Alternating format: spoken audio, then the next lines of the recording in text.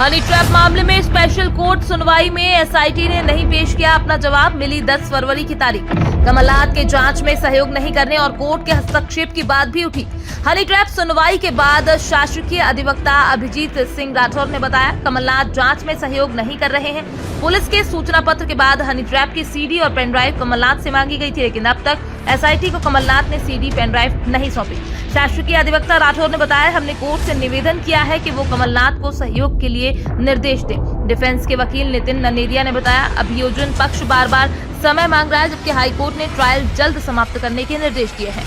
आज दिनांक को माननीय विशेष न्यायाधीश महोदय श्री मनोज कुमार तिवारी साहब के न्यायालय में मध्य प्रदेश के बहुचर्चित मामले, जिसे हम सभी हनी ट्रैप मामले के नाम से जानते हैं, उसकी सुनवाई आज नियत थी। आरोपीगण श्वेता विजय जैन, बरखा सोनी एवं आरती दयाल की ओर से उनके अधिवक्ता श्री यावर खान द्वारा दो एप्लीकेशंस लगाई गई थी, धारा 91 सीआरपीसी एवं धारा 173 सीआरपीसी की। इन दोनों आवेदनों पे आज हमें जवाब देना था, पर चूंकि एसआईटी के पूर्व प्रमुख एडीजी श्री विपिन कुमार माहेश्वरी साहब का नवंबर 2023 में सेवानिवृत्ति हो गई है और नवीन प्रमुख एसआईटी श्री आदर्श कटियार को नियुक्त किया गया है और उन्हें 23 जनवरी को ही, आज से 7 दिन पहले नियुक्त किया गया और वर्तमान में वे कोयम्बटूर में एक ऑफिशियल ट्रेनिंग में हैं दिनांक 2 फरवरी तक।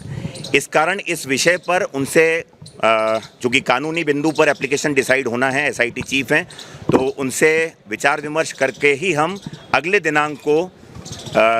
जो माननीय न्यायालय ने 10 फरवरी 2024 नियत की है, उस पर हम दोनों एप्लीकेशंस का जवाब प्रस्तुत करेंगे। साथ ही एक एप्लीकेशन आरोपिया रूपा अहिरवार के द्वारा प्रस्तुत की गई थी, उसका मोबाइल सुपर्दनामा पे प्राप्त करने के लिए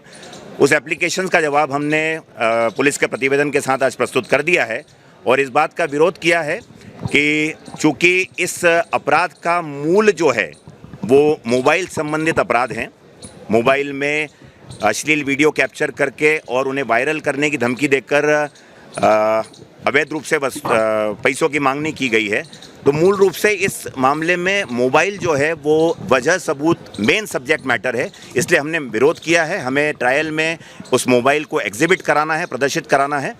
तो इस बात का पुलिस की ओर से अभियोजन पक्ष द्वारा विरोध किया गया। मुख्यमंत्री श्री कमलनाथ जी द्वारा कोरोना काल के दौरान एक ऑनलाइन पत्रकार वार्ता ली गई थी, जिसमें उन्होंने इस बात का दावा किया था कि हनी ट्रैप कांड से रिलेटेड सीडी और पेन ड्राइव उनके पास भी मौजूद हैं, जिसका संज्ञान विशेष अनुसंधान दल एसआईटी ने लिया और उसी के परिपालन में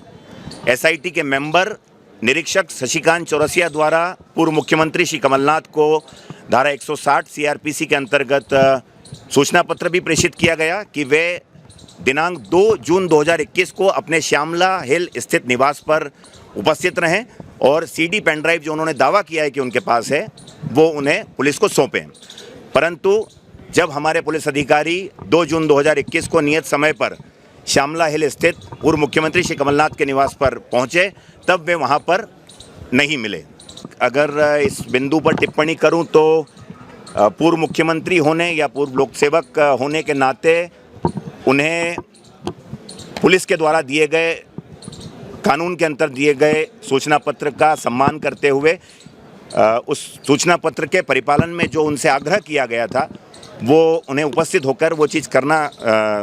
थी वहाँ पर, ऐसा मेरा मानना है। श्री यावर खान एडवोकेट द्वारा यही आवेदन धारा 91 दंड प्रक्रिया संहिता के अंतर्गत लगाया गया है और उसमें पुलिस के नोटिस का हवाला भी दिया गया है उनके द्वारा कि अगर वे सहयोग नहीं कर रहे हैं तो माननीय न्यायालय से निवेदन है, माननीय न्यायालय आदेश करे पुलिस को और पूर्व मुख्यमंत्री श्री कमलनाथ को कि वे इस जो उनके द्वारा दावा किया गया है उसका पालन करें। ये मामला ये था कि एसआईटी चीफ को जवाब देना था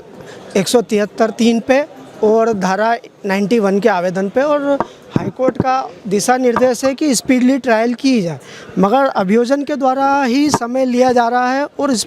जो ट्रायल है वो संचालित नहीं की जा रही है। वो पेपर में आया था, उसके आधार पे धारा 41 का नोटिस जारी किया गया है और 91 का आवेदन हमारे द्वारा लगाया गया है कि उनसे जवाब तलब किया जाए,